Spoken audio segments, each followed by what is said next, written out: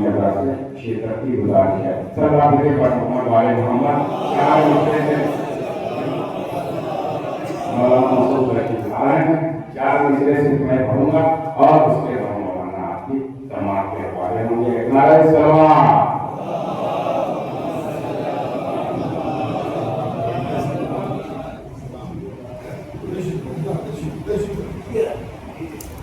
سارے لوگ ہمارا ہو چکے ہیں. صرف 4 مصرے سے ابھی تک نظامت صرف 4 مصرے سے پیشانی کے فرائض کو انجام دیتے ہوئے نام درج کرا کر مولانا مسعود نے حاضری لگانا. اجازت ہو تو بلندترین نعرے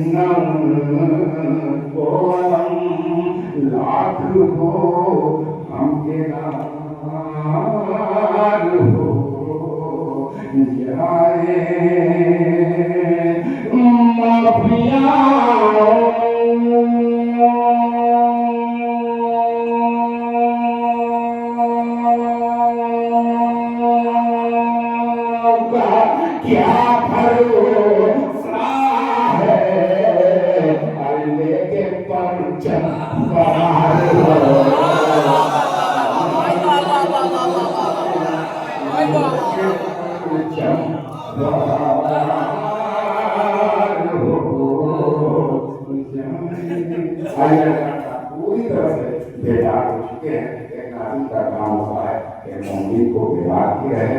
آپ پوری طرح سے بیدار ہیں. بڑے ہی ادب و احترام کے ساتھ حجت الاسلام والمسلمین علی جناب مولانا مرزا جعفر عباس صاحب اللہ سے میں ملتمس ہوں کہ ممبر رسول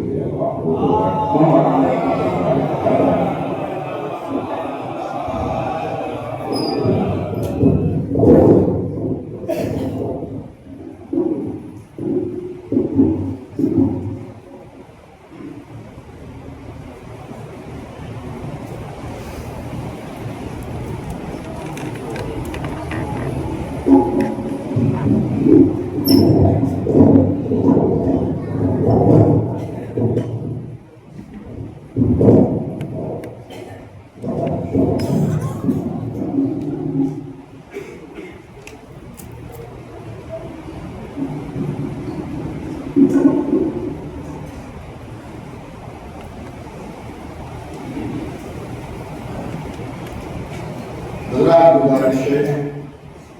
ایک مرتبہ سورہ قلم اور 3 مرتبہ سورہ توحید اور اول و آخر محمد و آل محمد کو درود بھیج کر محمد و آل محمد کے وسیلے سے ان کے مرحوم محمود جناب سید فضل امام ابن سید نذیر حسین صاحب کی روح کو اشارہ فاضل حسین صاحب ابن نذیر حسین ناظر حسین صاحب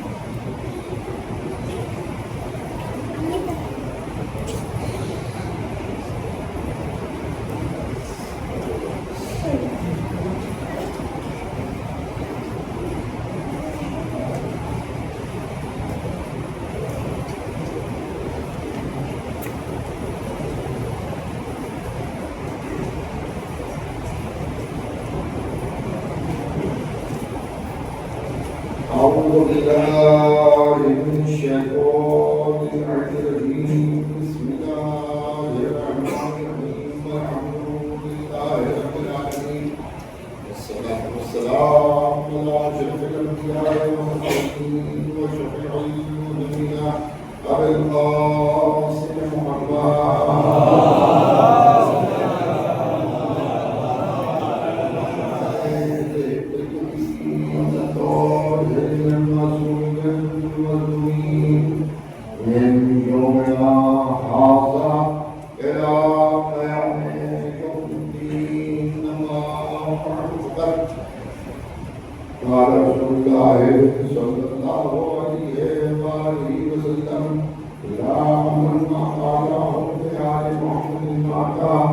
شہیدہ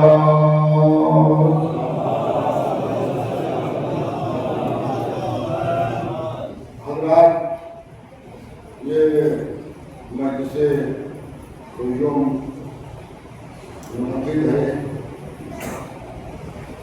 مرحوم کے اظہار ثواب کے لیے۔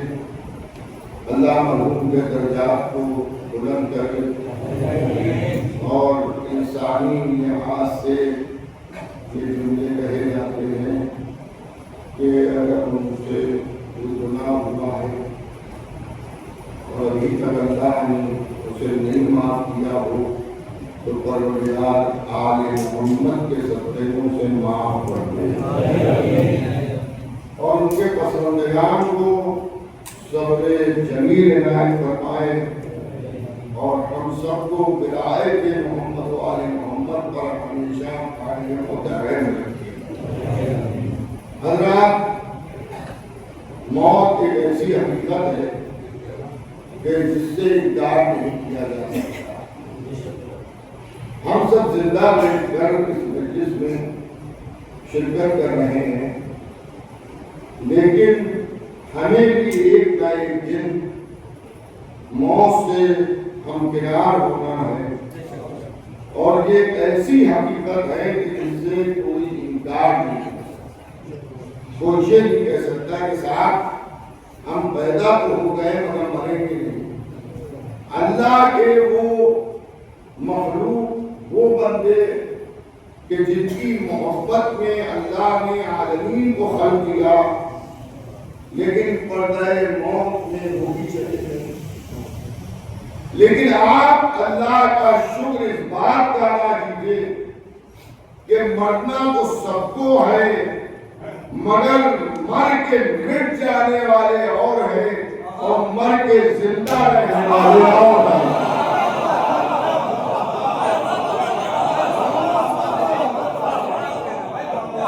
مر کے زندہ رہنے والے ہم آل محمد کے چاہنے والے ہیں کہ مرنے کے بعد بھی ہمیں ایک ایسی زندگی ملتی ہے کہ جسے شہادت کہا جاتا ہے، اور شہادت وہ زندگی ہے کہ جس کے لیے قرآن یہ کہہ رہے ہیں گمان بھی نہ کرنا کہ یہ مر گئے ہیں، بلکہ یہ اپنے رب کی طرف سے رزق پا رہے ہیں، زندہ ہیں۔ تو یہ شہادت خالی میدان قتال ہی میں نہیں ملتی ہے، بلکہ اپنے بستر پر اگر ولایت آل محمد دل میں رکھ کے کوئی مر جائے تو اسے بھی شہادت کا تمغہ ملتا ہے۔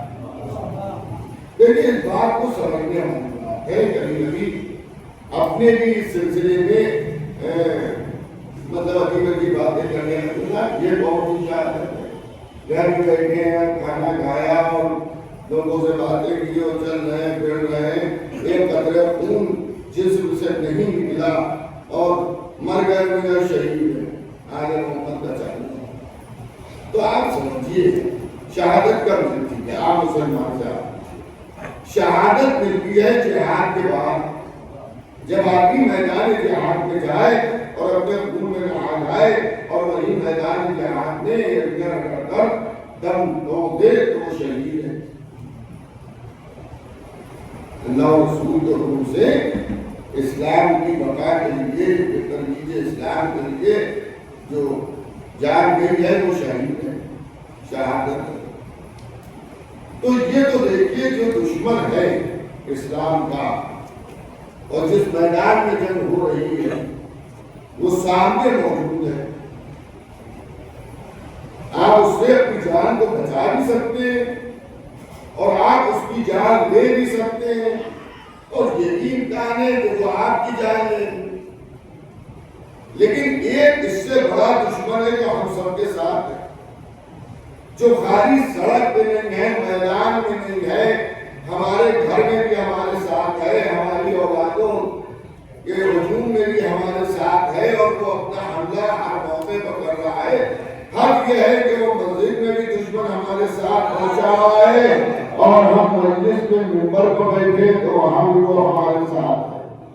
وہ کیا ہے؟ وہ ہے نفس امارہ، جو ہمیں برائیوں کی طرف دعوت دیتا ہے، برائیوں کی طرف بھیجتا ہے. کہ پوری توجہ کیجیے گا، لیکن ان برائیوں سے بچنے کے لیے ہمیں محمد و آل محمد کے اقوال ہیں، ان کے بتائے ہوئے راستے ہیں، ان کی حدیثیں ہیں کہ نفس امارہ کے فریب میں کوئی نہ آئے.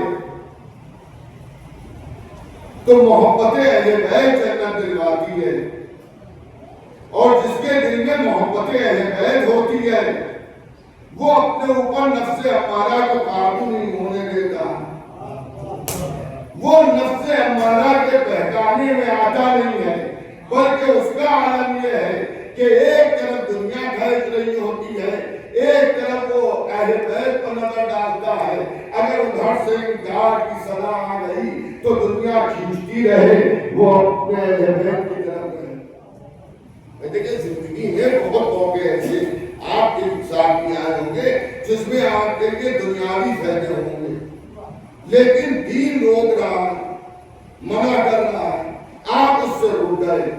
اب یہ جو آپ رکے ہیں اور یہ جو کشمکش کا ماحول چل رہا ہے، یہ جہاد بالنفس ہو رہا ہے، اور آل محمد کا چاہنے والا اپنی آخری سانس تک نفس سے جہاد کرتا رہتا ہے، اور اسی عالم میں جب رخصت ہو جاتا ہے تو نبی کہتے ہیں یہ مرا نہیں ہے بلکہ شہید ہے.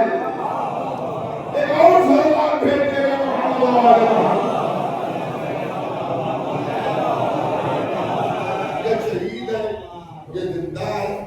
دیکھیں. اصل دنیا یہ نہیں ہے جس میں ہم اور آپ جیے. ہم سمجھتے ہیں، ہم اس کی طرف دوڑتے ہیں، ہم اس کی طرف بھاگتے ہیں، ہم اسے اچھا سمجھتے ہیں، لیکن یہ اصل دنیا نہیں. دیکھیں یہاں مکے میں جہاں پر میں دیکھ رہا ہوں، سمجھ رہا ہوں، یہاں پر بہت سے ایسے جو میری عمر سے کم ہیں، اور بہت سے ایسے ہیں کہ جو میری عمر سے زیادہ ہیں. دونوں قسم کے لوگ ایسے بھی ہیں جو ہماری ہم عمر ہے. توجہ کیجیے گا، ہماری ہم عمر ہے. تو اب آپ ذرا غور کیجیے کہ زندگی کا مزہ انسان کے دل و دماغ میں کب تک ہے.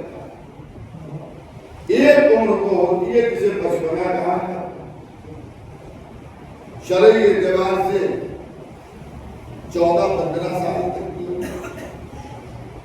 اور دنیاوی اعتبار سے 18 سال تک کی. ہاں یہ اس میں جو ہے آدمی کا بچہ بنا. اس کے بعد اب وہ پیریڈ آتا ہے کہ جس کی میں اسے کہا جائے بھرپور، اب اس کی نوجوانی کے دن شروع ہو گئے. اب خواہشات نفسانی اسے اپنی طرف کھینچ رہے ہوتے ہیں. یہ سلسلہ عمومی طور پر، اب 1-2-4-10 الگ مل جائے اس کی بات میں نہیں کہتا ہوں، عمومی طور پر یہ سلسلہ بہت دن تک نہیں رہتا. دنیا 20 سال تک کھینچ رہی ہے، 40 سال تک، 20 سال تک یہ عمر ہوتی ہے.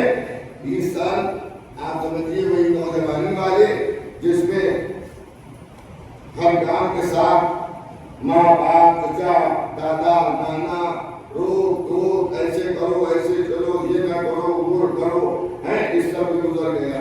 20 سال انسان کی زندگی کے ایسے ہوتے ہیں جس میں دنیا اپنی طرف اسے کھینچ رہی ہوتی ہے. اس کو شوق ہوتا ہے اچھے گھرانے میں شادی ہو، خوبصورت لڑکی سے نکاح ہو، اچھا اچھا رہنے کے لیے مکان ہو، اچھی گاڑی ہو، یہ سب 20 سال اور پکڑ لیے 40 سال، پھر اس نے یہ جو سب کچھ حاصل کیا تھا اب اس میں کچھ لوگ اسی کو تقبل کر لیتے ہیں، چلو اب اتنا ہو گیا ہے، ابھی ہاتھ پیروں میں طاقت ہے، جو بھی ہم کر سکتے ہیں وہ ہم کریں گے، اور زندگی آدھی سے زیادہ بسر ہو گئی ہے، جتنی بچی ہے وہ ہم بسر کر لیں گے۔ تو صرف اگر اللہ نے عمر دے دی، یعنی کوئی 80 سال تک زندہ رہ گیا، تب اس کی زندگی کے صرف 20 سال تقریباً ایسے ہوتے ہیں کہ اگر ان 20 سالوں کو وہ احتیاط سے بسر کر لے تو پھر اس کی موت شہادت بن سکتی ہے۔ اللہ نے ہمیں 80 سال دیے ہیں، لیکن جو مشکل ترین عمر ہوتی ہے وہ 20 سال سے لے کر 40 سال کی ہوتی ہے، کہ جس میں گمراہی کے امکانات زیادہ ہوتے ہیں، اور پھر انسان کی عقل مضبوط ہونے لگتی ہے اور اس کے اوپر لوگوں کا اخلاق اور کردار اور اچھی باتیں اثر کرنے لگتی ہیں۔ اسی لیے اللہ نے توبہ کرنے والوں میں جوانی کی توبہ کو زیادہ محبوب فرمایا۔ صاحبان ایمان کی بستی ہے، علماء جنتگار حضرات تشریف فرمائے کہ توبہ پوری زندگی انشاءاللہ ہمارے لیے آپ کی توبہ کے دروازے کھلے رہیں گے، لیکن جوانی میں جو توبہ انسان کرتا ہے وہ توبہ اللہ کو زیادہ پسند ہے، اس لیے کہ وہاں پر دنیا کا پریشر زیادہ ہوتا ہے، دین کی طرف کھچاؤ کم ہوتا ہے، لیکن یہ بھی اللہ کا ایک فضل ہے کہ انسان گناہ کر کے اسے احساس گناہ ہوتا ہے۔ اچھا یہ سب چیزیں پیدا کہاں سے؟ یہ سب چیزیں پیدا ہوتی ہیں ولایت اہل بیت سے، جو کہ ہمیں بچپنے میں جو ماں نے گھٹی میں مولا علی کی ولایت کھول کے پلائی ہے، اور بچپنے میں جب ہمیں کسی چیز کا شعور بھی نہیں تھا پہلے سے، اس وقت بھی امام باڑوں میں ہماری ماں اپنی چھاتی سے لگائے پھر یہ جا رہی ہے، جب ہم اپنی ماں کے شکم میں تھے تب بھی ہمیں یا حسین کی آوازیں سنائی دے رہی ہیں۔ آپ جانتے ہیں مذہبی اعتبار سے بھی اور مینٹل اعتبار سے بھی شکم میں جب بچہ ہوتا ہے تو اس کے اوپر ماں کے کیے گئے اثرات مرتب ہوتے ہیں، سینٹری طور پہ ہر یہ تصویروں کے اثر پیدا ہوتے ہیں۔ بیرون ہندوستان میاں کی گورا چٹا، عورت کی گوری چٹی، اور لڑکا جو پیدا ہوا بالکل نیگرو کالا بھیما، تو درمیان کی گوری، ننیہال کی گوری، اور صاحبزادے بالکل کالے بھیما۔ تو دیکھیے ترقی یافتہ ملکوں کی بات ہے، وہاں درجہ کو ڈھونڈا جاتا ہے۔ تو یہ ڈاکٹروں نے پوچھا کہ یہ کیا بات ہے کہ بچہ ہمارا اتنا کالا ہے؟ تو انہیں نے ریسرچ شروع کی، انہیں کا جو آپ کا بیڈ روم ہے، جو آپ کا گھر ہے، اس میں جہاں آپ کی اہلیہ سوتی ہے، اس کمرے کو بھی ہم دیکھنا چاہتے ہیں۔ تو انہوں نے اس کمرے کو دیکھا، اب وہ دیکھا تو ایک نیگرو انسان تھا، وہ ایک مجسمہ وہاں سجاؤ کے طور پر رکھا ہوا تھا،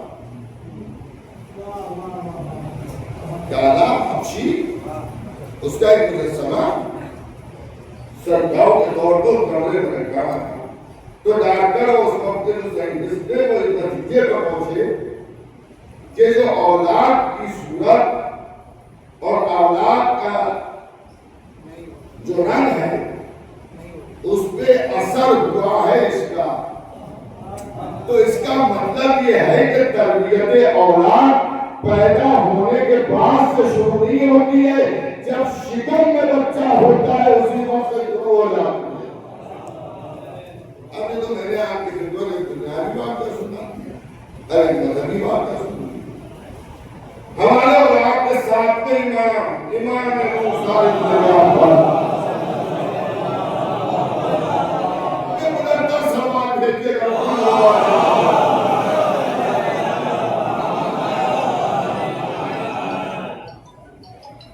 وہ مشہور واقعہ ہمارے ہر امام کے زمانے میں دشمن نے سختیوں کے سختیاں، چاہے مولا علی کا ہے تو، چاہے امام حسن امام حسین کا ہے تو، اور چاہے امام سجاد امام باقر کا ہے تو، چاہے وہ امام جعفر صادق اور امام موسیٰ کاظم کا زمانہ ہو یا اس کے علاوہ چاہے ہے ان کا زمانہ ہو، ہر زمانے میں ائمہ پر ظلم ہوئے اور ہر زمانے میں ان کے فاروق کو ستایا۔ پھر بہت توجہ سے سننے گا، چاہنے والے امام کی خدمت میں جا کر اپنے شرعی مسائل قید خانے میں دریافت کرتے ہیں۔ بادشاہ کے دربار میں بھیڑ تو رہتی ہے مگر کوئی مذہبی تعلق سے کچھ نہیں پوچھتا ہے، خوشامد کر رہے ہیں، لوگ تعریف کر رہے ہیں، دنیاوی امور کے لیے آ رہے، کوئی یہ نہیں پوچھ رہا ہے کہ اگر پہلی اور دوسری اگر شک ہو جائے تو کیا کریں، اور اگر چوری ہو جائے اور چور پکڑ جائے تو اس کو کس طرح سے سزا دی جائے، ایسا کوئی مسئلہ نہیں پوچھا جا رہا ہے۔ لیکن امام قید خانے میں ہیں تب بھی مجمع کثیر آپ کے دین کی باتوں کو پوچھ رہا ہے۔ فرزند رسول صاحب کا مطلب کیا ہے، اس لفظ کا قرآن میں جو استعمال ہوا اس کا مطلب کیا ہے، پیغمبر اسلام نے جو ارشاد فرمایا ہے کہ ذرا سامنے سمجھا دیجیے۔ قید خانے میں رہ کر ساتھ کے امام ان تمام مشکلات کو حل کر رہے ہیں۔ توجہ رکھیے، یہاں تک معاملہ پہنچا کہ اب یہ چھسیا گیا بادشاہ کہ قید کرنے کے بعد بھی مجمع ادھر جا رہا ہے ادھر نہیں آ رہا، تو اس نے ایک اعلان کرایا اور وہ اعلان یہ کرایا جو قید خانے میں ہیں، اپنی کرنسی کے حساب سے آپ کو مثال دے دے گا کہ جو قید خانے میں سوال جا کے موسیٰ ابن جعفر سے کرے گا اسے 100 روپے دینا پڑے گا، کتنے 100 روپے فائن دینا پڑے گا۔ اب میں اپنی کرنسی بتا رہا ہوں، اس وقت 100 روپے کا نہیں تھا، اور جو دربار میں آ کے سوال کرے گا اسے 200 روپے دیے جائیں گے۔ صاحب رقم میں پیسے میں ہمیشہ دعوت رہی اور دولت ہمیشہ آئے محمد کے مقابل آتی رہی، تو ہر دولت قابل اعتبار نہیں ہے، ہر دولت قابل اعتبار نہیں۔ ایسے بھی ہے کہ دولت سے لوگ جنت خریدتے اور ایسے بھی ہیں کہ دولت سے لوگ جہنم خریدتے۔ تو یہاں 200 روپے ملیں گے اور ایمان پا جاؤ 200 روپے دینا پڑیں گے۔ ایک مرد مومن تھا، اس نے کوئی زہر لگایا اور لگانے کے بعد اس نے یہ طے کیا کہ پہلے میں دربار جاؤں گا، وہاں سوال کروں گا، وہاں پہ 200 روپے لوں گا اور ان 200 روپے کو لے کر اس پہ عمل نہیں کروں گا تو پھر پوچھوں گا میں پوچھ لیا کیسے، اور اس کے بعد امام پاس جاؤں گا 200 روپے میں 2 سوال پوچھ کے چلا ہوں، ایک سوال کو 100 روپے فائن تھا۔ اب آپ دیکھیے اصل شیعہ اور معرفت والا شیعہ کیسا ہوتا ہے، وہ اپنے گھر سے چلا ادھر دربار کی طرف، لیکن چلتے چلتے سے خیال آیا کہ میں جاؤں گا 200 روپے تو مل جائیں گے میری جیب سے پوری دوڑی نہیں خرچ ہوگی، مگر آج اس کے دربار میں آنے والوں میں ایک شخص کی تعداد میں اضافہ میرے جانے سے ہو جائے گا۔ تو میں تعداد کی میں نہیں کروں، میں اپنے طرف اور یہ گیا۔ میں بہت مختصر کر کے میں آپ کو واقعہ سنا رہا ہوں، بڑا طریق بات ہے۔ بہت گیا، جب بہت گیا تو امام نے ارشاد فرمایا سلام دعا کے بعد کہ اگر تیری ماں بھی چند قدم چل کر برے ارادے سے چل کر واپس نہ آتی تو تو بھی نہ۔ یہ کیا مانا فرما رہے ہیں؟ کہ جا کے اپنی ماں سے دریافت کر۔ وہ آیا، ماں ایسا دو امام بات دے اور ایسا پورا بات کو سنایا اور کہا اگر چند قدم امام نے کہا تیری ماں چل کے برے ارادے سے واپس نہ آئی ہوگی تو تو بھی واپس نہ۔ کیا ہے؟ تو بھی واپس نہ۔ اور جب میں نے کہا مولا بتائیے یہ ہے کیا؟ کہ جا کے اپنی ماں سے پوچھ۔ تو میں بیٹا اگر ماں نے نہ کہا ہوتا تو میں بتاتی نہ، وہ میرے سینے میں دم ہے، لیکن اب امام کا حکم ہے تو میں بتائیں گے کہ تیرا باپ تیری ولادت سے پہلے حصول رزق کے لیے بیرون ملک گیا تھا اور میرے اوپر شیطان غالب ہوا اور میں برے ارادے سے گھر سے باہر نکلی، لیکن اللہ کا خوف طاری ہوا تو میں واپس چلی آئی۔ آپ کیا سن رہے ہیں؟ میں واپس چلی آئی۔ امام کا اشارہ اسی طرف ہے، تو اس کا مطلب یہ ہے ابھی تو وہ شکم میں آیا بھی نہیں تھا، لیکن اولاد پر خصوصاً ماں کا اتنا اثر پڑتا ہے کہ اگر وہ چند قدم برے ارادے سے اٹھا لے اس کا بھی اثر پڑے گا، اور خوف الہی کے بعد وہ اس ارادے سے منحرف ہو رہا ہے تو اس کا بھی اثر پڑے گا۔ صلوات کے بہت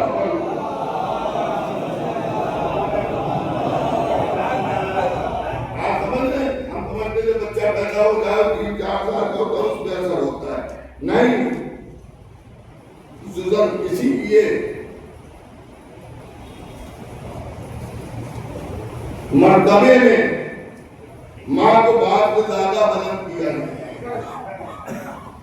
کیونکہ آج جو آپ یہاں بیٹھے ہوئے ہیں مجلس میں اور آپ اہل بیت کے ذکر پر مدین کے ذکر پر خوش ہو رہے ہیں، اس کا سبب خالی باپ نہیں ہے بلکہ اس کا سبب آپ کی ماں ہے کہ انہی نے امانت میں خیانت نہیں کی۔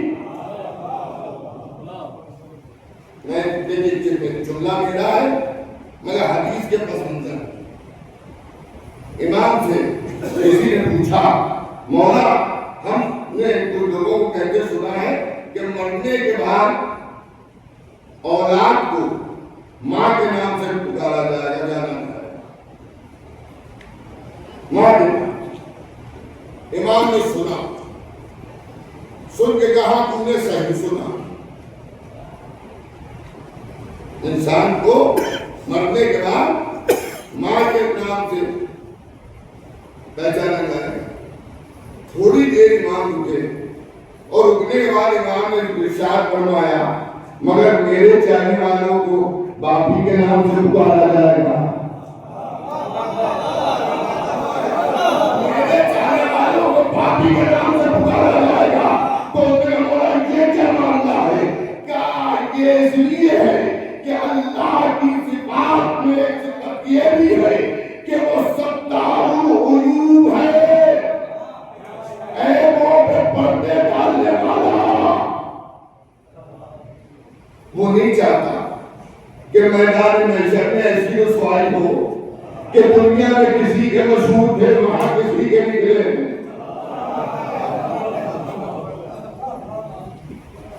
سمجھ نہیں باپ دو ہو سکتے ہیں، ماں تو دو نہیں ہوگی، ایک ہی ریشیا میں آدمی رہتا، تو پھر اس لیے ماں سے پکارا جائے گا کہ ان کا عیب کھلے نہ، رسوائی نہ ہو۔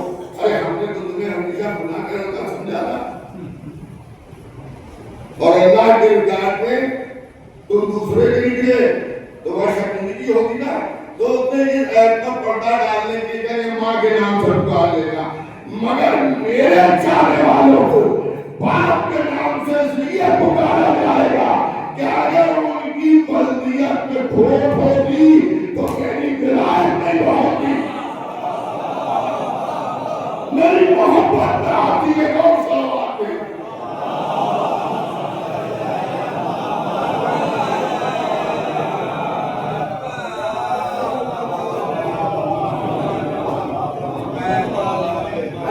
میری ولایت نہیں پہنچ، میری محبت نہیں پہنچ، تو ہم سب آل محمد کے بچپنے سے آشنا ہیں، اور یہ میں بات کروں کہ جن چیزوں میں ہم سب کو غور و فکر کرنا چاہیے اور سمجھداری کا تقاضا یہ ہے کہ ان چیزوں کو خصوصاً جب معاملات پر ہم بولیں اور گفتگو کریں تو اس میں قاعدے سے ہمیں سوچ سمجھ کے نماز روزہ حج زکات بلائے کے یہ سب جتنی چیزیں ہیں اس میں دین جو بھی ہے اس میں یہی نہیں بھیڑیا تسانی نہیں کہ سب جدھر چلے جا رہے ہیں ہم بھی چلے۔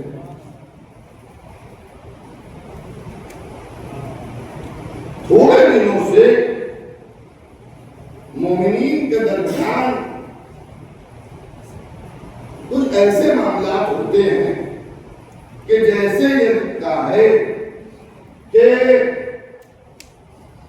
مسلمانوں میں آپسی اختلافات کبھی تھے ہی نہیں، اب مجلسوں کے ذریعے، اب محفلوں کے ذریعے پیدا ہو گئے، اور اس کا سبب یہ ہوا کہ کتاب و مناظرہ پڑھا گیا، متبرہ پڑھا گیا، اور وہ یہ ہوا اور جو ہوا۔ تو میں ایک بات عرض کر دوں کہ ٹھیک ہے اس وقت تو ہماری امام غیبت میں ہے، ظاہر بظاہر ہمارے سامنے ہمارے امام نہیں ہے، لیکن ہمیشہ شیعت ایسی حالات سے بھی گزری۔ مولا علی کے زمانے میں بھی علی کے شیعہ مولا علی کے شیعہ تھے، امام حسن کے زمانے میں شیعہ تھے، امام حسین کے زمانے میں بھی شیعہ تھے، اور تمام زمانوں میں شیعہ رہے، اور الحمدللہ آج بھی رہے اور صبح قیامت تک رہیں گے۔ سب سے بڑا امام ولی اعظم نے فرمایا ہے کہ ہم اگر تمہاری نگہداشت نہ کرتے تو زمانہ تمہیں تباہ برباد کر دیتا۔ ثبوت یہ ہے کہ دنیا میں ہر سال سب سے زیادہ مارے جاتے ہیں ہم،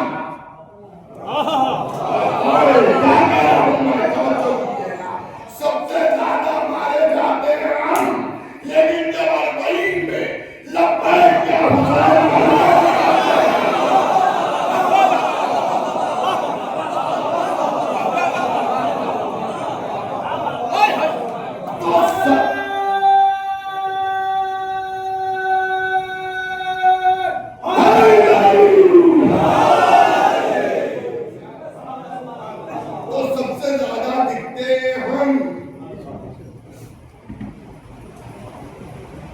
لکھنؤ میں جو حسن مرزا صاحب تابوت اٹھاتے تھے، جو لوگ مولا علی کا تابوت، اسے لوگ حسن مرزا صاحب کے تابوت کے نام سے جانتے ہیں۔ تو فیس بک پر کسی نے تصویر ڈالی، کسی ہمارے ہندو بھائی میں، تو کوئی دوسرا ہندو بھائی لوگ تھے، انہوں نے کہا ارے اتنے کہاں سے نکل آئے مسلمان، اتنے مسلمان کہاں سے نکل آئے؟ جب کو ضروری خالی لکھنؤ کے ہوتے ہیں یا کچھ تھوڑے بہت اطراف لکھنؤ کے آپ تھوڑی کا استعمال کریں، اطراف لکھنؤ کے ایک دو گھنٹے کا راستہ جائے موٹر سائیکل سے آدمی آ گیا لیکن مجمع کثیر ہوتا، تو دوسرے ہندو بھائیوں نے اس پہ کمنٹ ڈالے کہ دیکھو یہ نیا نہیں ہے، یہ بہت پرانا جلوس ہے، ہم دیکھتے چلے آ رہے ہیں اور ترکے دیکھتے چلے، مگر یہ ان مسلمانوں کا نہیں ہے، یہ شیعہ مسلمانوں کا جلوس ہے۔ یہ اہل بیت نے ہم سب کو عزت دی ہے، یہ ہمارے عیبوں کو چھپا دیا اور ہماری خوبیوں کو ظاہر کر دیا۔ ہاں کہ آپ نے تشریف فرما ہے، وہاں ادھر بھی مولانا تشریف فرما دے، آپ دیکھیں وہاں ہمارے رمضان کی دعاؤں میں، دعا فرجا میں، دعائے توبہ میں اور دعاؤں میں یہ دعا بھی اللہ کی بارگاہ میں بندے کو مانگنے کی تعلیم امام چاہم دے رہے ہیں کہ پروردگار میرے عیبوں کے پردے ڈالیے اور میری خوبیوں کو ظاہر کر دے۔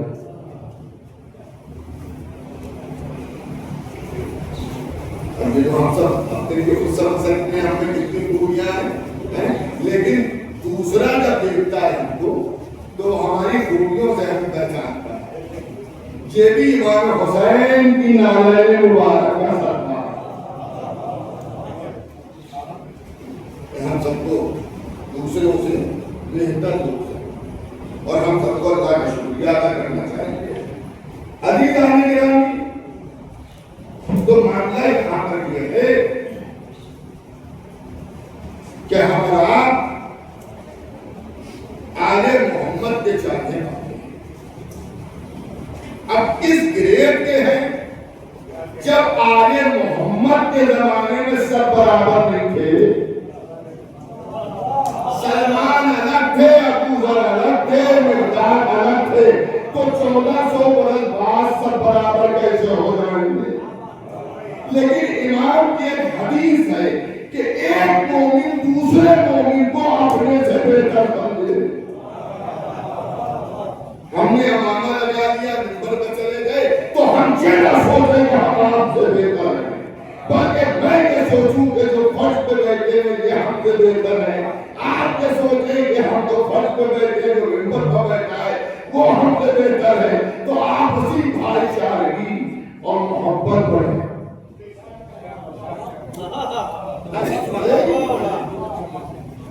ایک طبقہ جو حق ہے اسے میں ہم محبان اہل بیت میں ایسا کہ جسے آل محمد کے دشمنوں کے مطائل، ان کے تورا، ان کی عیب جوئی بری لگتی، تو میں ان سے ایک سوال کرنا چاہتا ہوں کہ آپ امام علی سے لے کر امام آخر تک کسی ایک امام کی زندگی میں ہمیں یہ دکھا دیجئے کہ جیسا آپ سمجھتے ہیں ویسے مسلمان شیعوں تک آتے۔ میں پورے مجمع سے مخاطب ہوں، غالباً میری آواز یوٹیوب کے اوپر ریکارڈ ہو رہی ہے اور لوگ اسے بعد میں بھی دیکھ سکتے ہیں۔ کوئی زمانہ آپ کو یہ کوئی زمانہ اماموں کا اجے بتائیے، ہم سے تو غلطی کا امکان ہے۔ جون صاحب نے ہمیں یہاں بلایا اور ہم نے یہاں مجلس پڑھی اور مجلس میں کچھ ہم نے ایسا پڑھ دیا کہ کسی ہمارے مخالف کو برا لگ گیا اور آج حضرات نے بھی یہ کہا کہ مولانا نے غلط پڑھ دیا، نہیں پڑھنا چاہیے تھا کے بعد۔ اور اب جب ہم نکلے ہیں جی کے باہر، اس نے ریوائیول نکالی اور ہمیں شوٹ کر دیا اور ہم وہیں پہ تڑپ کے مار دیا۔ تو ہمارے لیے تو امکان ہے کہ غلطی کی تھی اس کی وجہ سے یہ ہو گیا، لیکن جو امام قتل ہوئے تو ان کی کیا غلطی تھی؟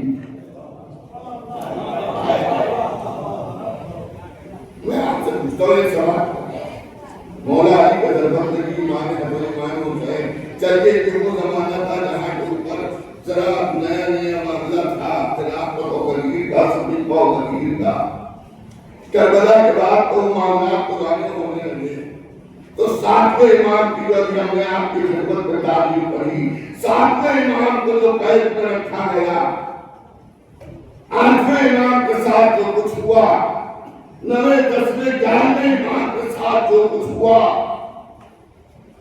تو ان سے کیا کوئی غلطی کا امکان ہے؟ چلا 1400 برس بعد ہم کسی امام کے حساب پر بحث نہیں کرتے ہیں، جو مولا نے فرمایا ٹھیک ہے۔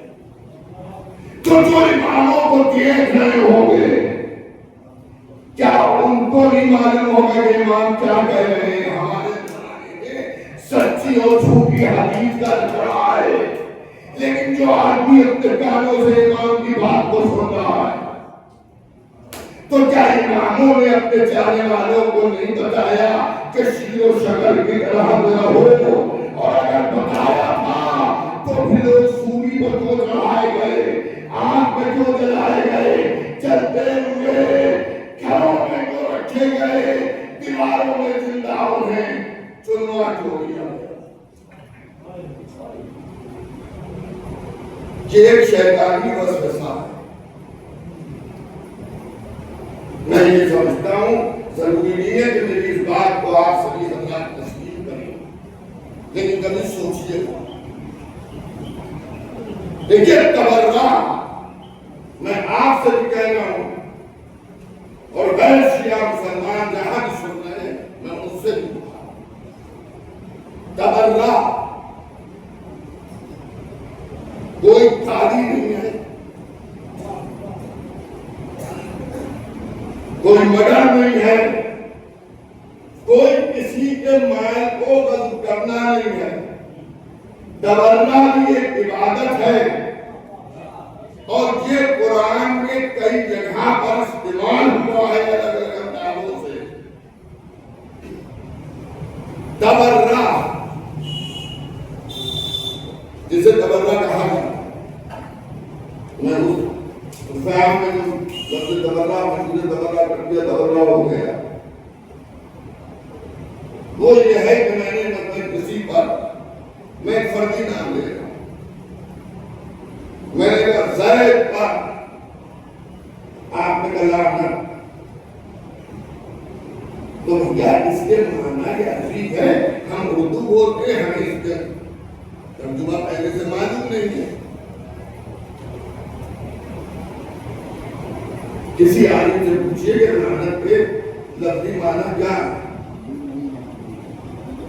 تو لعنت کے مطلب ہے کہ ہم اللہ سے دعا کر رہے ہیں فلاں شخص پر رحمت نازل کرنا۔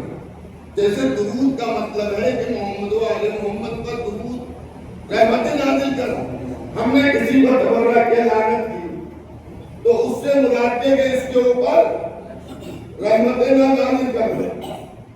ہم نے تو رحمت کی بیل ٹائم نہیں بند کی ہے، ہم تو اسی اللہ سے کہہ رہے ہیں جس اللہ سے آپ کے بڑے اچھے تعلقات ہیں۔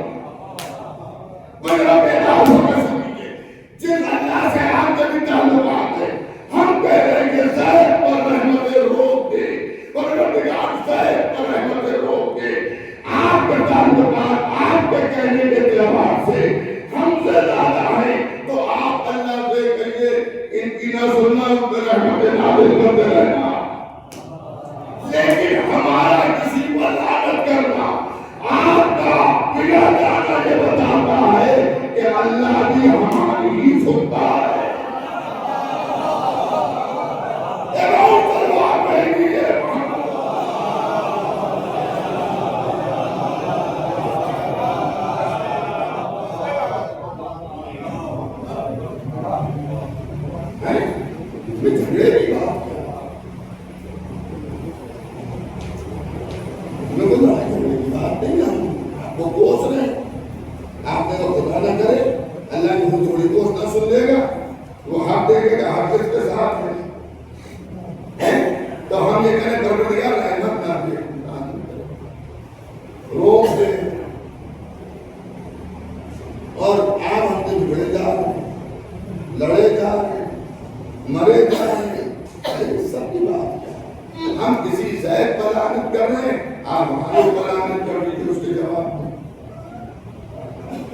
لیکن یہ معاملہ ہے اللہ کے اختیار میں. دنیا جتنا بھی کہتی رہے, اللہ کسی پر رحمتوں کو ہمارے کہنے سے نہ رکے گا نہ جاری کرے گا. وہ تو یہ دیکھے گا اس کی عدالت کے کہے گی جو درخواست کورٹ میں ڈالی گئی ہے وہ قبول کے لائق ہے یا نہیں ہے. بھائی کوئی وکیل یہاں بیٹھا ہوا ہے, وکیل صاحب ہے کوئی ہے؟ اچھا تو وکیل صاحب ہے یہاں پر. وکیل صاحب کی جانتے اور دنیاوی اعتبار سے بھی ہے کہ جب مثلاً ہم کیس ہار ہیں, لوور کورٹ سے ہمیں اوپر جانا ہے, تو اس میں بھی آدمی نہیں چلا جاتا ہے, اس کی درخواست دی جاتی ہے, منظوری ہوتی ہے, پھر بڑی عدالت سپریم کورٹ تک آدمی چلا جاتا ہے, وہاں بھی ہمارے خلاف فیصلہ ہو گیا تو اس کے آگے بھی جانے کی رحم کی اپیل کی جاتی ہے, گزارش ہوتی ہے. لیکن خالی گزارش کرنا کافی نہیں ہے جب تک کہ عدالت اسے قبول نہ کرے. صحیح کہہ رہا ہوں, جب تک کہ عدالت قبول نہ کرے تو ٹھیک ہے آپ ہمیں کوستے رہیے, آپ ہم پر لعنت کرتے رہیے, مگر اگر ہم اس کے مستحق نہیں آئے تو اللہ اس اپیل کو ایکسپٹ نہیں کرے گا. تو اگر آپ کے نزدیک وہ اتنے اچھے ہیں کہ لعنت نہ کی جائے, تو اگر ہم لعنت کریں گے بھی تو اللہ قبول نہیں کرے گا. آپ ادھر کیوں رہے ہیں؟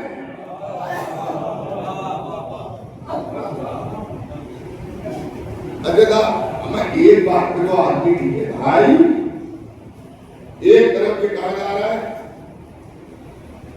کہ قاتلان امام حسین شیعہ تھے. اکثر آپ سے کہیں آپ جیسے شیعوں نے قتل کیا ہے, تو ہم نے سے تو کوئی تھا نہیں اس کو, نہ ہمارے باپ دادا میں سے کوئی تھا. لیکن جب یہ ہمارے لگڑ پکڑ سگڑ کا تھا, ہمارے شجرے دیکھے کوئی آخری ہے, ہمیں سمجھانے کے لیے کہہ رہا ہوں, ورنہ 7 سمندر پار اور 7 قرآن درمیان ہمارا کوئی لینا دینا اس سے نہیں ہے, ہمارا کوئی لینا دینا نہیں ہے. لیکن ایک مسئلہ سمجھیے, وہ میرے رشتے دار تھے, شمر میرا رشتے دار تھا, عمر سعد میرا رشتے دار تھا, ہرملہ میرا رشتے دار تھا, پوری میرا رشتے دار تھا, سنان ہمارا رشتے دار تھا, ہرملہ ہمارا رشتے دار تھا. ہم اپنے رشتے داروں پر لعنت کریں کہ ہم کو گالیاں دیں.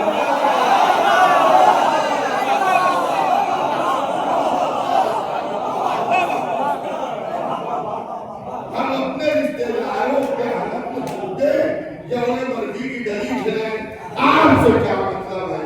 آج بھی خاندانی جھگڑوں میں لوگ نہیں پڑھتے, ان کا خاندانی معاملہ ہے, تو ہم اپنے بزرگوں کو گالیاں دے رہے ہیں, لعنت بھیج رہے ہیں, پتلے ان کے جلا رہے ہیں, ہم تو ان لال کپڑے پہن کے یہ سب کر رہے ہیں. آپ کا چہرہ لال ہوا جا رہا ہے, آپ کو بخار آیا جا رہا ہے, آپ کی طبیعت خراب ہو جا رہی ہے, ہم لعنت کر کے خوش ہو رہے ہیں, آپ لعنت سن کے چلے جا رہے ہیں.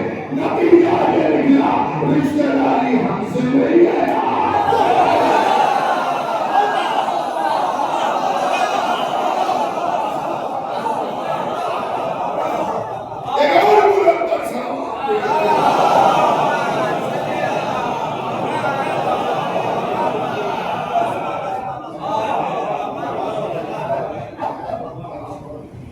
دیکھیے دنیا میں سجاد غیر سجاد یہ وہ سب ہوتا ہے, ہم سادات کے احترام کے ممکن نہیں ہے. سادات غیر سادات سے نسلی اعتبار سے افضل ہے, ان کا احترام کرنا چاہتے ہیں, اور سادات کو اپنے رشتے کا لحاظ رکھنا چاہیے کہ وہ عام رشتے داروں کی طرح سے نہیں ہے بلکہ ان کی نسل اماموں سے ملی ہے. یہ تو نظر بیٹا یہاں آئے,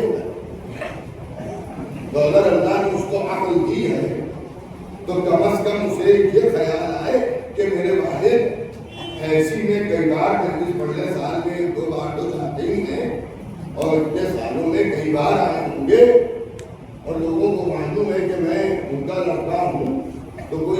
کام نہ کروں.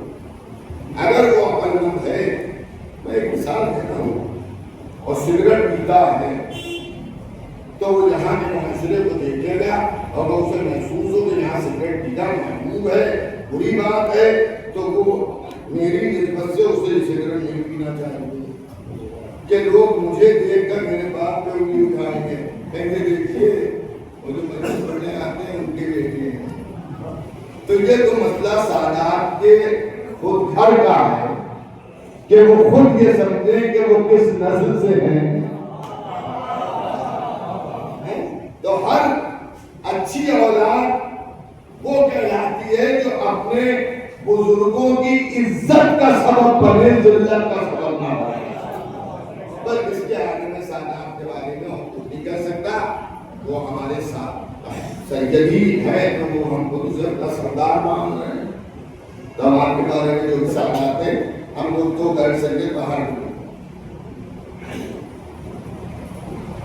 بڑا ہم نے ہم کو فرق ہے سید میں اور سید.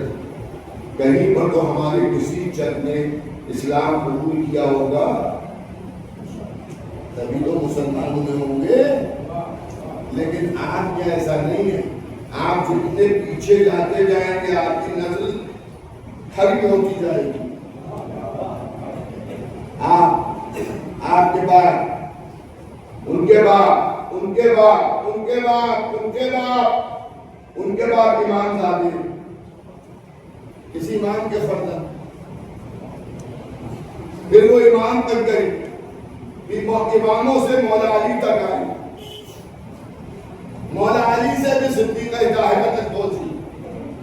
آپ کے اجداد میں سبھی عالم مگر دو ایسے ہیں کہ نہ دنیا میں کوئی ان کا جواب ہے نہ آخرت میں ان کا کوئی جواب ہے.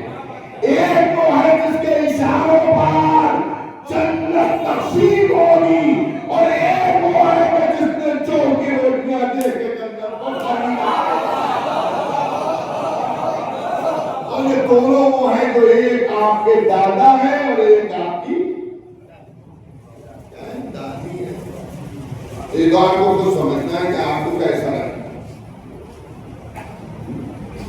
ہمارے ساتھ یہ مسئلہ اتنا اہم نہیں ہے، لیکن سادات کی عزت جو نسل علی و فاطمہ میں سے ہے نا، غیر معصوم نسل علی و فاطمہ کے جو لوگ ہیں وہ سادات ہیں، تو نسبت سے عظمت ہوتی ہے. اگر آپ اہل بیت کے وفادار ہیں تو تمام جو سادات کی فضیلتیں ہیں وہ آپ میں ہیں. اور اگر آپ منکرے ملائے کہ اہل بیت ہو جائے خدا نہ کرے تو جب رشتہ ہی ٹوٹ گیا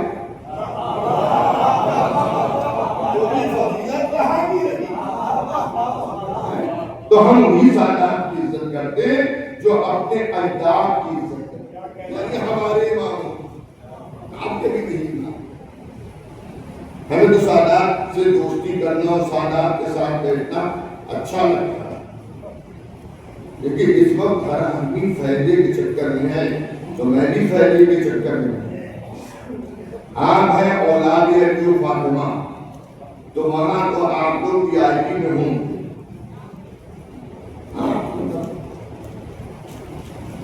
کوئی سید شاید نہ پڑھ پائے ان چیزوں کو، یہ سوچ کے کہ وہ کہیں گے یہ سید ہے تو اس لیے پڑھ. اب ہمارا معاملہ یہ کہ کوئی گڑبڑ سڑبڑ ہو ہی سکتی ہے تو وہاں کم از کم یہاں کے تعلقات وہاں کام آئیں گے. مثلا ایسی کے سادات ان سے تعلقات تھے میرے، اور ان کا عمل ہمارے عمل سے زیادہ اخلاص کا تھا، اور وہ ذات داخلے بہشت ہو گئے اور ان کے نام اعمال میں کوئی کیفیت کوئی پریشانی نہیں ہے. ہم ذرا پھنسے کھڑے ہیں. آپ نے ادھر سے آواز کی مولانا، ارے ہم نے کہا کیا مصیبت، ارے اپنی جنتا سے سفارش کر دیجیے، اپنے جج سے کہہ دیجیے. دیکھیں اس کے پس منظر میں بہت سی روایات موجود ہیں مگر دامن وقت میں کوئی گنجائش نہیں. یہاں بہت ایک اور سوال بھیج دیجیے محمد والا.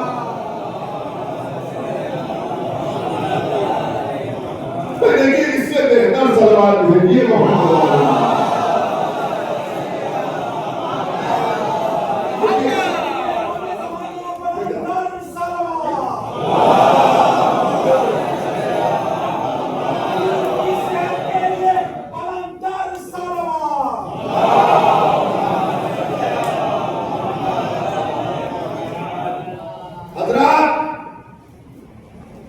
دیکھیے مجھے معلوم ہے کہ کافی دیر ہو چکی ہے اور کافی دیر سے آپ حضرات یہاں تشریف فرما ہے اور میں سمجھتا ہوں اس مجمع میں سبھی بھوکے ہوں گے، کسی نے بھی کھانا نہیں کھایا ہوگا، رات میں تقسیم ہوگی، لیکن میرے ساتھ یہ مسئلہ نہیں ہے، اس لیے کہ جب ہم پہنچے تو اس کے بعد اچھا خاصا ناشتہ ہم کر چکے ہیں، اس لیے امید یہ ہے کہ مجلس کے بعد بھی میں کھانا نہیں کھاؤں گا۔ آپ تو تشریف رکھتے تھے جیسے ناشتہ ہو رہا تھا، دیکھیے انہیں نے آپ کی سلامتی کے لیے دعا صلوات بھیجوا دی، تو آپ سب بھی مل کے ان کی سلامتی کے لیے صلوات بھیج دیجیے۔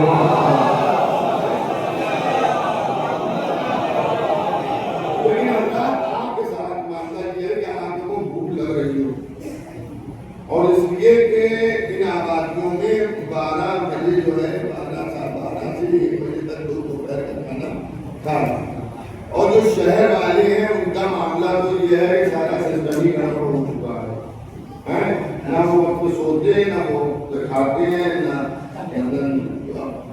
ان کے پاس وقت والی کوئی معاملہ رہا نہیں۔ لیکن آج کی آپ کیا ایک وقت ہوگا، مغرب کے بعد کھانا کھایا، پھر سو گئے، پھر صبح فجر کے وقت اٹھ گئے، پھر نماز آ گئے، پھر دوپہر میں 12 ساڑھے 12 بجے کھانا کھا لیا، نماز پڑھی، پھر تھوڑا سا عمدہ کیا، پھر آپ اپنے کاموں سے۔ یہ سب کہنے کا مطلب میرا یہ ہے کہ آپ کے ابھی بہت سے کام ہیں اور میں کھانے والا کام تقریباً میرا ہو چکا ہے، تو دھیری صلوات میں کہیں مجلس میں اور زیادہ وقت لگ جائے۔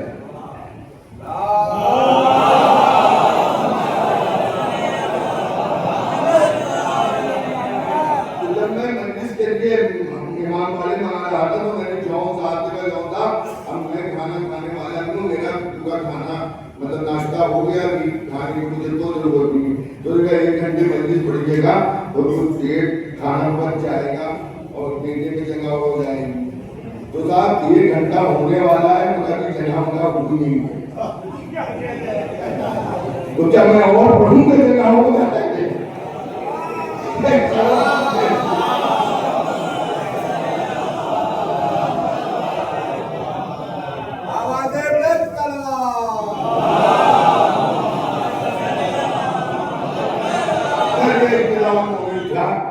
تو ابھی جانے کے نامی لیکن کبھی بھی عالم امت کے دشمنوں سے اور محبان اہل بیت سے اتحاد نہیں ہو سکتا، ایمانی اتحاد نہیں ہو سکتا، سماجی اتحاد ہو سکتا ہے، اور سماجی اتحاد خالی عالم امت کے دشمنوں کی بات نہیں ہے، ہم کافروں سے بھی کر سکتے ہیں، ہم یہودیوں سے بھی کر سکتے ہیں، ہم عیسائیوں سے بھی کر سکتے ہیں۔ سماجی اتحاد کا مطلب یہ ہے کہ میرے پڑوس میں کوئی کافر، کوئی یہودی، کوئی عیسائی رہتا ہے اور وہ کسی مشکل میں مبتلا ہو جائے یا فاقہ ہو رہا ہے مشکل میں، تو اس زمانے میں بھی اگر کوئی یہودی میرے پڑوس میں ہوگا اور وہ فاتح سے ہوگا تو میں یہ سوچ کر اسے بھوکا نہیں رہنے دوں گا کہ اسرائیل کی جو جنگ چل رہی ہے اور فلسطین میں جو لوگ مارے جا رہے ہیں غزہ وغیرہ میں، اس لیے یہودی کو ہم بھوکا مر جانے دیں گے، نہیں، ہماری نظر میں معصوم کے پڑوسی کے حقوق نظر آئیں گے، کہ جس میں علی کے فرما رہے ہیں کہ نبی نے پڑوسی کے حقوق اتنے بیان کیے کہ مجھے یہ خوف ہونے لگا کہ کہیں پڑوسی کو میراث میں شامل نہ کر دیا جائے۔ تو وہاں یہ نہیں کہا گیا مسلمان پڑوسی ہو، وہاں یہ نہیں کہا گیا ہندو پڑوسی ہو، پڑوسی جس بھی مذہب کا ہے آپ کو اس کا ساتھ دینا ہے۔ ساتھ دینے کا مطلب یہ ہے بھوکا ہے آپ اس کو کھانا کھلائیے، پہلے اسے کھلائیے پھر آپ کھائیے، اگر اس کے لیے کوئی موت ہو گئی ہے تو آپ کی تعلیم کی لیجیے جائیے اور وہاں کھڑے ہوئیے اور جو بھی آپ کو مدد کر سکتے ہیں وہ کیجیے. اگر پڑوس میں یہودی یا مجوسی یا کافر بچے رہ رہے ہیں، ان کے کھانے کو نہیں ہے، ان کی تعلیم کے لیے نہیں ہے، اور آپ پاس اللہ نے دیا ہے تو آپ ان کی مدد کیجیے، کمک کیجیے، اس کا آپ کو اجر و ثواب ملے گا. تو اس طرح کے سوشل معاملات میں تو جس کے ساتھ مل جائے آپ ہاتھ ملا لیجیے، لیکن ایسا نہیں ہے کہ پڑوسی کے مذہب کو بھی آپ اختیار کر لیجیے. ہم مسلمانوں کے درمیان کے اتحاد کی مخالفت نہیں کرتے، منبر سے عرض کر رہے ہیں، مگر اگر خلیفتہ بلا فصل کر کے اتحاد کرنا ہے تو ہم اس کے مخالف ہیں. اگر قاتلوں کو راضی اللہ کہیں گے اتحاد کرنا ہے تو ہم اس اتحاد کے مخالف ہیں. تم کہتے رہو راضی اللہ، مگر ہم رسول اور آل رسول کے دشمن کو لعنت اللہ کے سوا کچھ نہ کہیں گے. آپ سمجھ رہے ہیں میری بات کو؟ ہم یہ بھی نہیں منع کرتے کہ تم رحمت اللہ نہ کہو، تم راضی اللہ نہ کہو. ارے کہو. لوگ جانوروں کو خدا ماننے لگتے ہیں، پتھروں کو خدا ماننے لگتے ہیں، تو جو اپنی اپنی نظر کی بات ہے کہ کوہ نور ہیرے کو چھوڑ کر سڑک پہ پڑے ہوئے کالے پتھر کو اٹھا لو. میں مسلمانوں کی بات کر رہا ہوں. اہل بیت جیسے افراد کو چھوڑ کر تم ایسوں کو مان لو کہ جن کو ان کے اہل خاندان کی نہ مانتے ہو.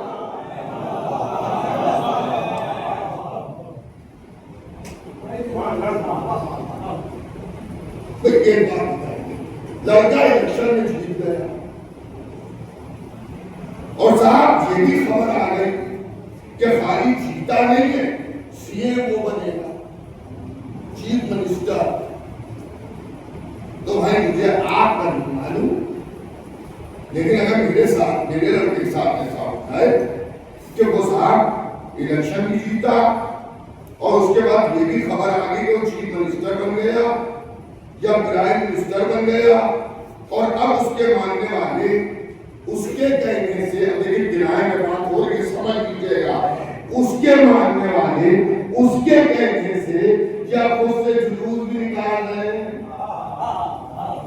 ہمارا نکا جیتا ہے، زندہ باد مردہ باد کے نعرے بھی لگ رہے ہیں، اور وہ جلوس میرے گھر کے آگے سے بھی نکل رہا ہے کہ بھائی لڑکے کے گھر کے آگے سے لے چلیے ماں باپ سنیں گے، خوش ہوں گے، اور لڑکے دروازے کے قریب آ کے نعرے لگا رہے ہیں. اور میں گھر سے باہر نکلا تو میں تو خوش ہوں گا نا کہ میرا لڑکا پرائم منسٹر ہو گیا. ٹھیک ہے، مجھے تو معلوم بھی نہیں ہوا، آپ لوگوں نے بتایا، میں خوش ہوں گا. کوئی منہ میں لڈو رکھ کے میں کھا لوں گا، ہے نہیں. لیکن اگر میں نکل کے کہوں وہ کیوں بنا دیا گیا،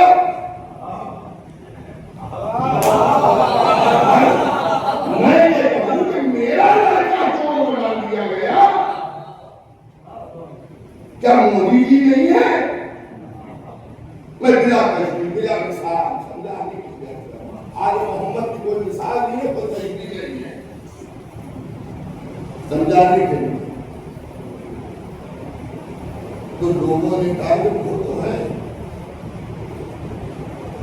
پھر میرا لڑکا کیسے بن گیا؟ تو لوگوں نے کہا کہ عمر میں آپ کا لڑکا ان سے بڑا.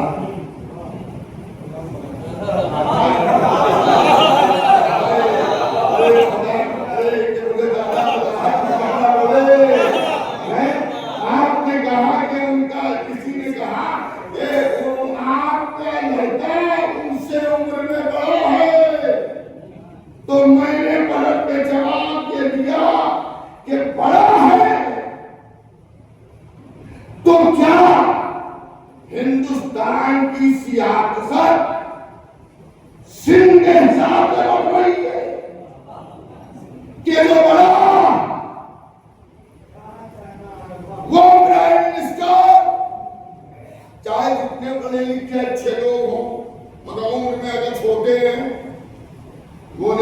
بزرگ بنے گا؟ اگر میں یہ کہوں کہ میرے بیٹے محمد فضل عباس سے یہ کہہ لیجیے گا کہ اگر ہندوستان کی پرائم منسٹری سندھ کے تعلق سے بڑھ رہی ہے تو ابھی تو میں زندہ ہوں. میرے بیٹا باپ سے تو بڑا نہیں ہو سکتا ہے. کچھ ایسا ہی ہوا. پیغمبر اسلام جب مدینے میں جلوس نکلا تو ایک بزرگوار کے باپ نے نکل کے پوچھا کیسا جلوس ہے؟ جواب ملا کہ آپ کا بیٹا رسول کا خلیفہ ہو گیا. تو انہیں پھڑک کے پوچھا جب مدینے میں آج نہیں آئے.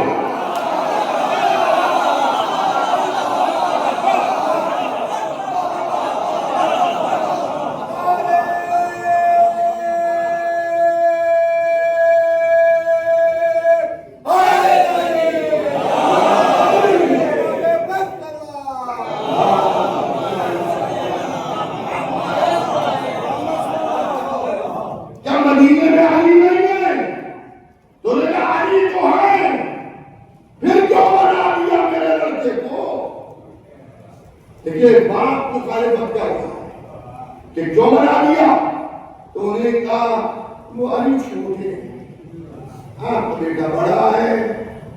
انہیں پلٹ دیا اگر سندھ سے بزرگی سے رسول کا منصب مل رہا ہے تو اس سے جا کے کہہ دو کہ ابھی تمہارا باپ زندہ ہے.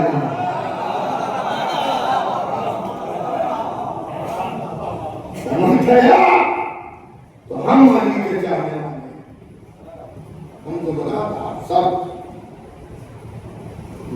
میں آپ سب سے کم تر لیکن آپ کا مرتبہ بہت بڑا ہے. آپ ایک بیت کے ماننے والے مولا علی کے چاہنے والے زندگی کے ہر لمحے میں آپ کسی شاد میں. دیکھیے حضرات ہم نے بہت سی میتوں کو دفن ہوتے دیکھا. بہت سے جوانوں کو مرتے دیکھا کہ جن کے ماں باپ مچھلی کی طرح تڑپ رہے تھے. ایسا رو رہے تھے کہ مرنے والے کی مغفرت کی دعا کو کرنا بھول گئے. یہ دعا کرتے رہے کہ پروردگار اس کے ماں باپ کو صبر دے دے, ماں باپ کو صبر دے دے. ماں باپ بے ہوش ہوئے جا رہے ہیں, اسپتال کو لے کے جا رہے ہیں. ظاہر جوان کسی کا 20 سال کا بچہ مرتا ہے لڑکی تو اس کا کیا عالم ہوگا, اس کا کلیجہ پھٹنے لگے گا. لیکن بھائی ماں باپ سے تڑپ تڑپ کے روتے رہتے, کوئی قبر میں دفن نہیں ہوتا, دفن میت ہوتی ہے. اسی طرح سے ماں باپ پڑھتے کوئی اولاد نہیں دفن ہوتی ہے, کوئی دوست نہیں دفن ہوتا ہے. جیسا بھی قریبی ہو اکیلا مرنے والا دفن ہوتا ہے. یہ چیز ہم سب کو اپنے ذہن میں رکھنا چاہیے. قبر میں نہ باپ آتے ہیں, نہ ماں آتی ہے, نہ شوہر آتا ہے, نہ زوجہ آتی ہے, نہ بیٹا آتا ہے, نہ بیٹی آتی ہے, نہ داماد آتے ہیں, نہ بھائی بہن آتے ہیں, نہ پڑوسی آتے ہیں, نہ احباب آتے ہیں, نہ سلام کرنے والے آتے ہیں, نہ جوتے اٹھانے والے آتے ہیں, نہ پیر دبانے والے آتے ہیں. اگر قبر میں کوئی آتا ہے تو وہ علی آتے ہیں, فاطمہ آتی ہے, حسن آتے ہیں, حسین آتے ہیں. اور اس سے تعلقات اچھے کرنا چاہیے. بس ختم ہو گئی ہے مجلس, لیکن اصل مجلس تو اب شروع ہونے جا رہی ہے. اصل مجلس تو اب شروع ہونے جا رہی ہے.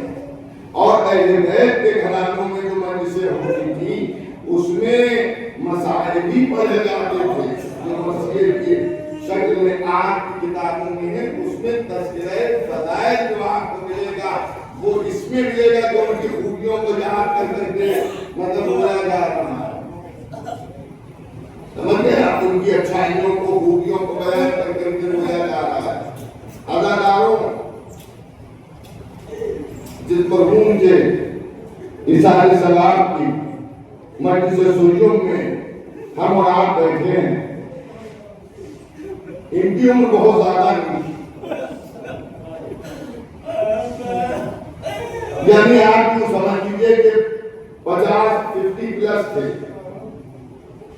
بابا گرور چرمن جو بھی ہو اچانک موت ہو گئی. جو میں نے سنا یہاں کہ کھانا کھایا اور اس کے بعد ان کا انتقال ہو گیا.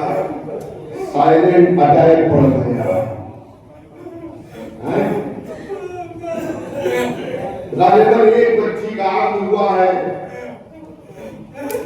اور بچیاں باپ کے سائے میں رہ رہی تھی. بیٹے ہیں عزیزان گرامی, یقیناً ان رونے والوں کے بیٹے بھی ہوں گے جنہیں اپنا باپ یاد آ رہا ہوگا. مگر میں ایک سوال کر کے میں آپ کو آگے بڑھا دوں گا کہ یہ بتائیے جب مرحوم کا انتقال ہوا اور جب معلوم ہو گیا کہ مرحوم اس دنیا سے رخصت ہو گئے تو یقیناً بیٹے بیٹیاں اپنے باپ کے لاشے کے چاروں طرف جمع ہو رہی ہوں گی. لیکن ایک بات بتائیے, لاشے کو آپ نے پہچانا نہیں پڑا.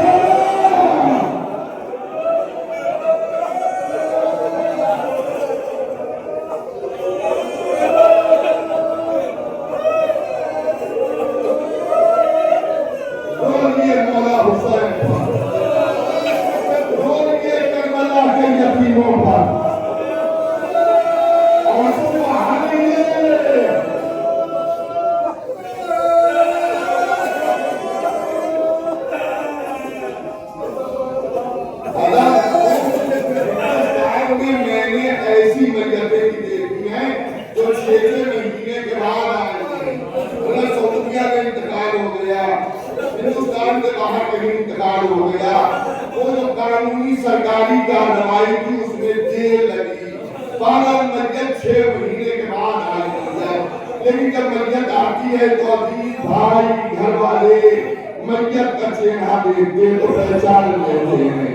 6 مہینے پرانی میت ہوتی ہے مگر بھائی بھی پہچان گیا, بیٹا بھی پہچان گیا, بیٹی بھی پہچان گئی. لیکن کیا میں ایک میت دکھاؤں جو چند گھنٹے پہلے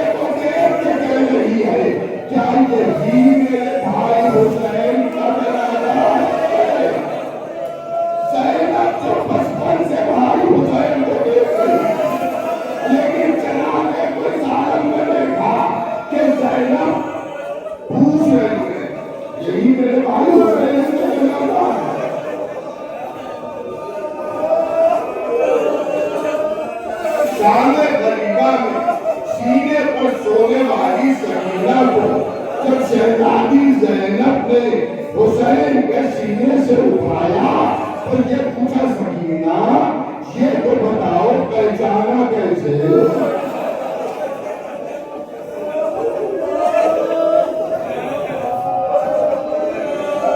بیٹی کا سر سے پہچانا جاتا ہے, جسم سے لباس سے پہچانا جاتا ہے. جسم پہاڑ پڑا ہے, سر نوکے میں درکی بلندی پر ہے.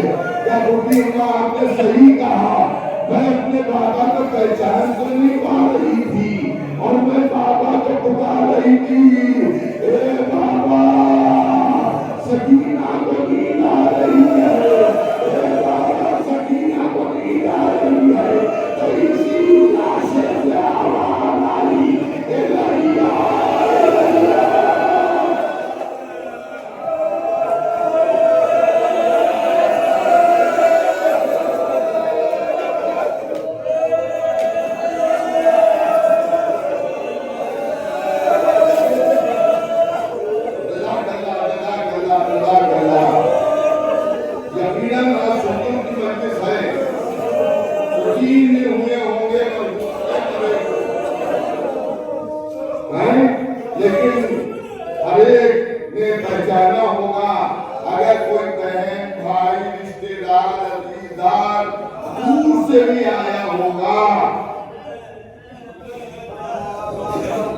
اس نے بھی آپ کے جنازے کو پہچان لیا ہوگا. حضرات اگر ایکسیڈنٹل موتیں ہوتی ہیں کہ کئی موتیں ایک ساتھ ہو گئی تو لوگ جنازوں کو پہچاننے کے لیے آتے ہیں. تو چہرہ دیکھ کر لباس دیکھ کر اپنی میت کو پہچان دیتے ہیں کہ یہ میرے عزیز کی میت ہے. ہائے حسین، ہائے حسین، ہائے میرا مولا حسین، جس کا لاشا اس طرح سے پکڑا کر دیا گیا تھا کہ قریبی رشتہ دار کی پہچان نہیں ہے.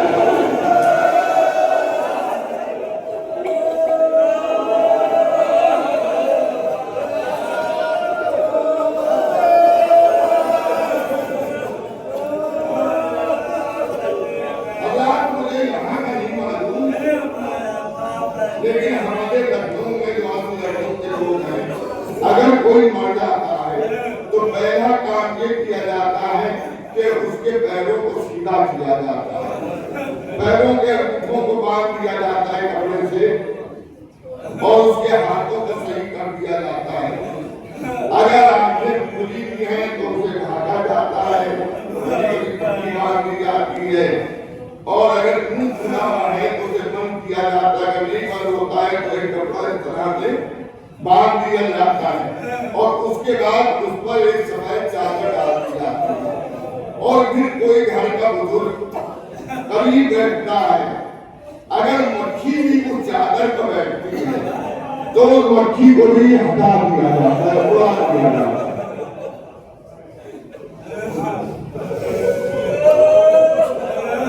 میں نے بزرگوں سے پوچھا خدا ایک مکھی کے بیٹھنے کی حیثیت میت کو ہوتی ہے، اس لیے مکھی کو ہٹا دیا جاتا ہے.